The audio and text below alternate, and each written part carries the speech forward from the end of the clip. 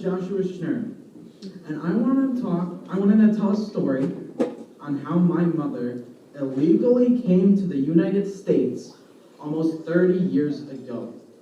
First of all, my mother is from Ecuador, and the reason she left Ecuador was because her father left Ecuador for the United States back in the 1970s.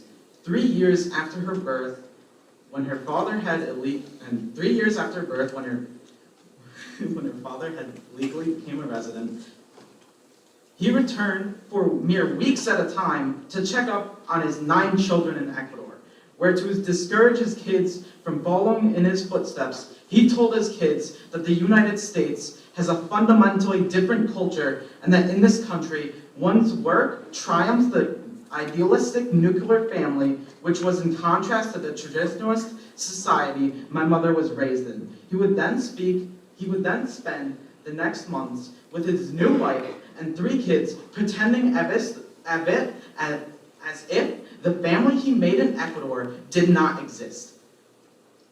When my mother turned 27, she chose to go to the United States and contact her father.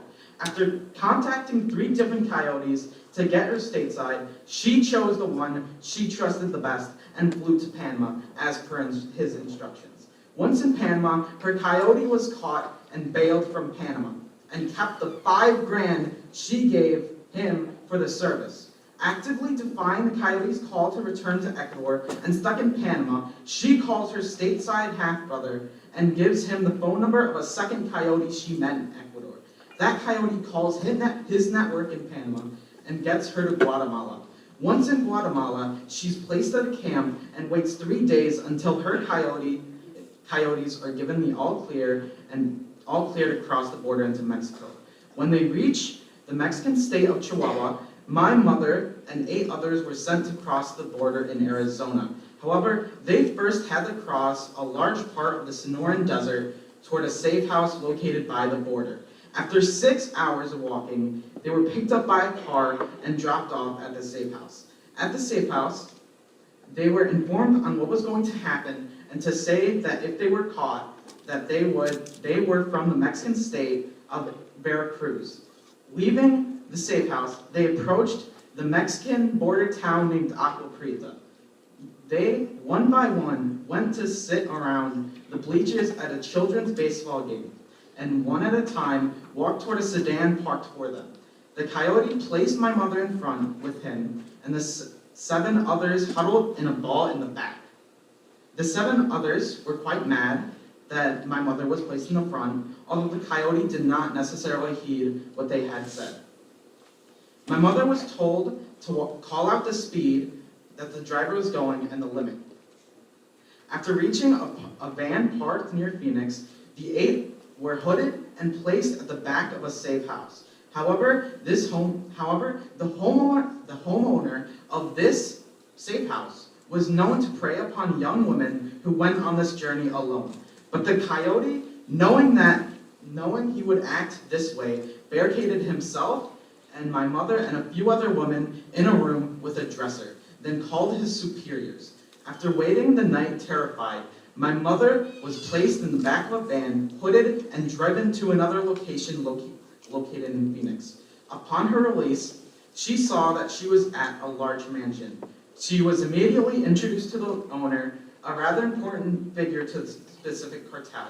Alongside him, there were 2 women, and upon closer inspection, my mother had seen that these 3 had extremely noticeable bloodshot eyes.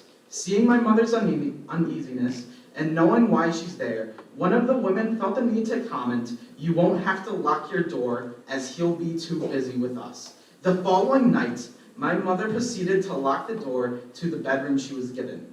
The following day, my mother left her room and went toward an indoor bar. At the bar, she ordered a coffee and sat around the bar next to the owner. She then asked what country he was from. In a Mexican accent, he said that he was from Ecuador, Chile, and Peru. My mother asked how, and he said money, and that he could pay for any desire he wants. Furthering their conversation, he started to mention on how my mother had to pay him $2 grand if she wanted her flight to Chicago. My mother then called her her father, who spent a couple hours trying to gather up $2,000. And by the end of the day, she was in Chicago.